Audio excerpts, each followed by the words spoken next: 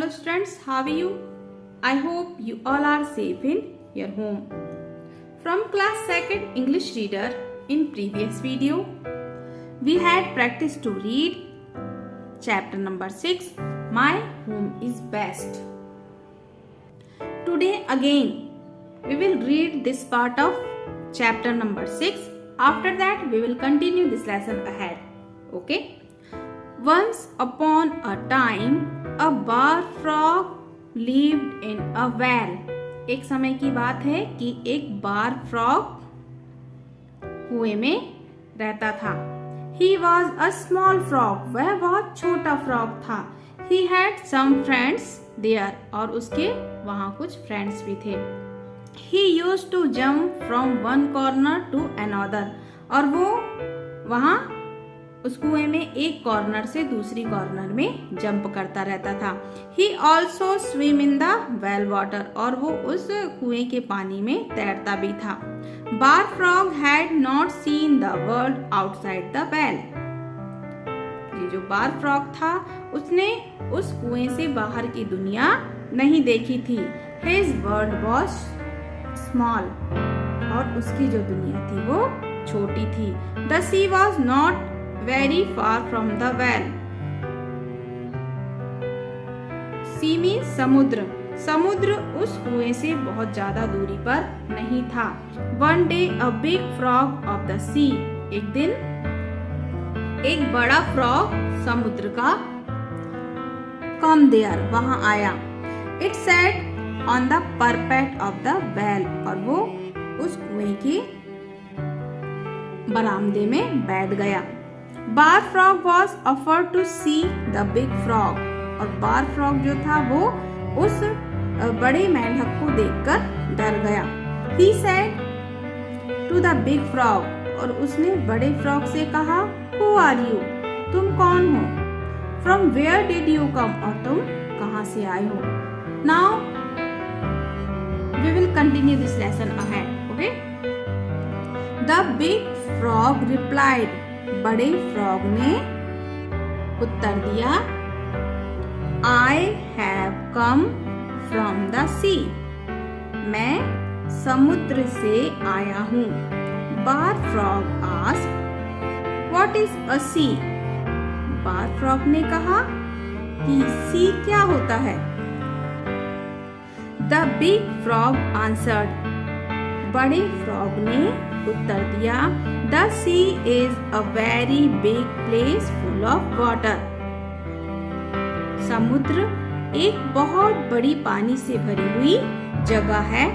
You can jump freely. और तुम वहाँ फ्री होकर जंप कर सकते हो. To far places. दूर दूर तक. Near the sea. किसके पास? समुद्र के पास. Come one day and have fun. एक दिन आओ हम मजा करेंगे.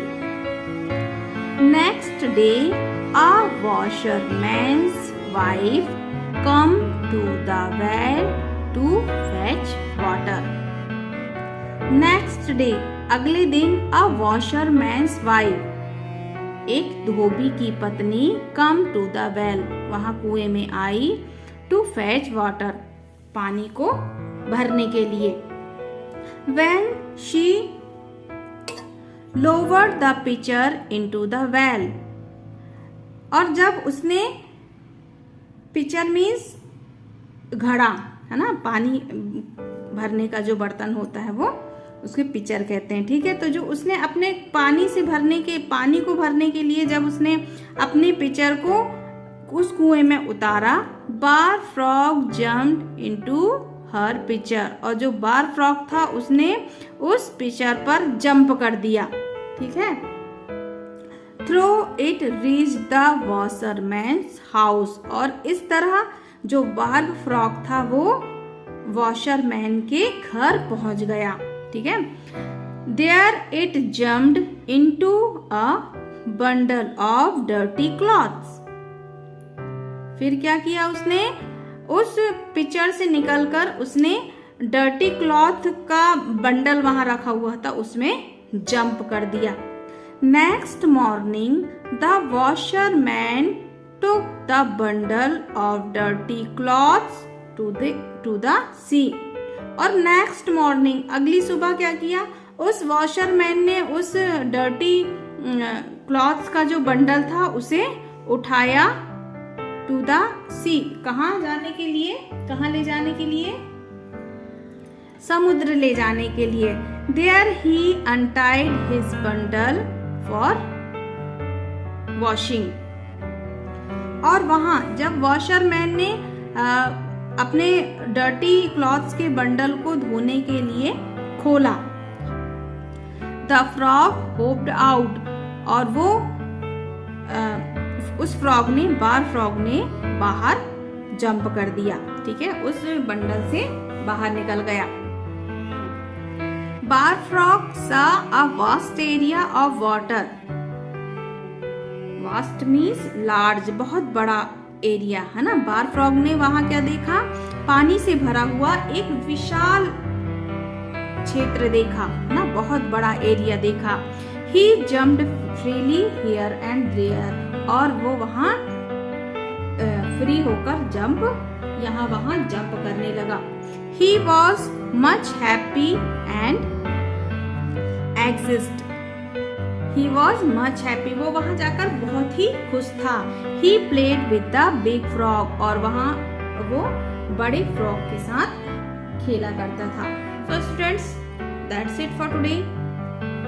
Your today's homework is practice to read chapter number 6. My home is best. Okay students.